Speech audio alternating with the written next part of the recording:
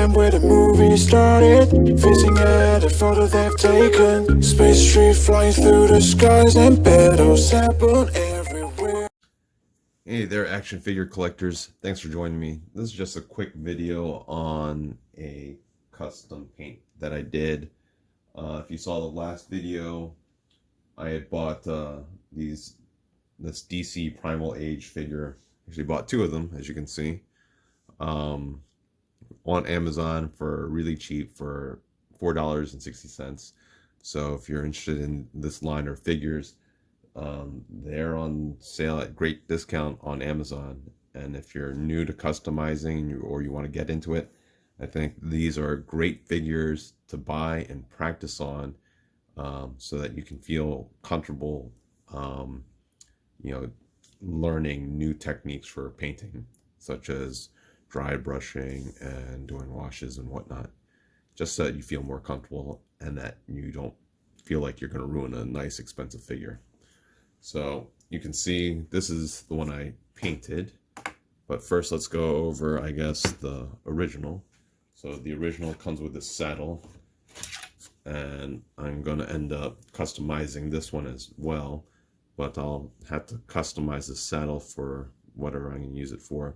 I've been collecting Mythic Legions recently, so these are going to serve as mounts for my figures. Actually, let me just put this back on. So you can see right here, you got Thump, and it's a great mount.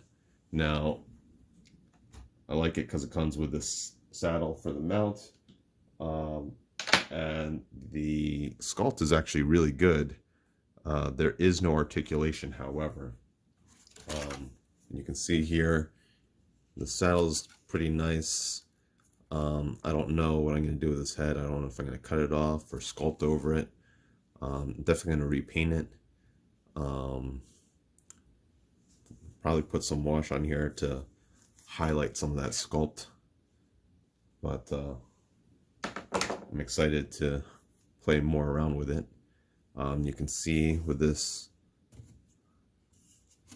initial paint job, it looks like a very cheap toy, although I think this cost like $24 when it first came out. They had the ability to make probably some articulation if they wanted to.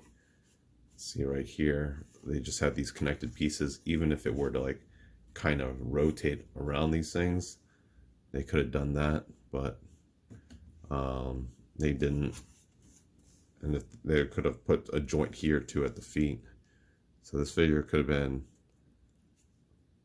a lot cooler as well, but it would have brought up the price even more for them. So the sculpt is really great, and for $4.60, it's awesome. So I would definitely recommend buying it. So now that you've seen the original figure, let me just go over the custom real quick that I did. Bring that back here. So the first thing I did for this figure is I taped up the eyes a little bit and the teeth, and I spray painted a black primer on it, and then I allowed that to dry. After that dried, I left the tape on there so that I could then use, just layer some paint on here. I did a pseudo dry brushing, and as I was doing more and more dry brushing, I was getting kind of impatient, and I just kind of painted on there and noted that, it still had the same effect that I wanted. I'm not sure if this kind of comes out on camera, but in person you can see more of the brush strokes on top of the scale, which makes it look more like a more scaly to me than this original really smooth paint job that it had. So it reminds me more of like Dragon Scale. And I use essentially, other than the black primer, I use 3 paints. You know, to be honest, I used some cheap craft paints just because I didn't want to use more expensive paint at this point in time, since I didn't know what it was going to look like. But it turned out great.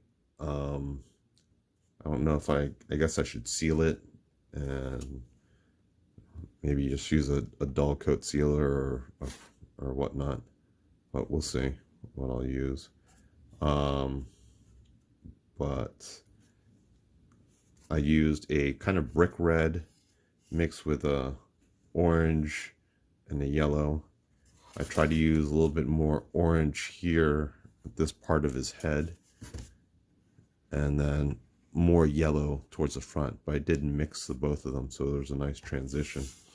I also did put some yellow and orange on this red as well. So this part right here is a mixture of all 3 of the different paints layering on top of each other.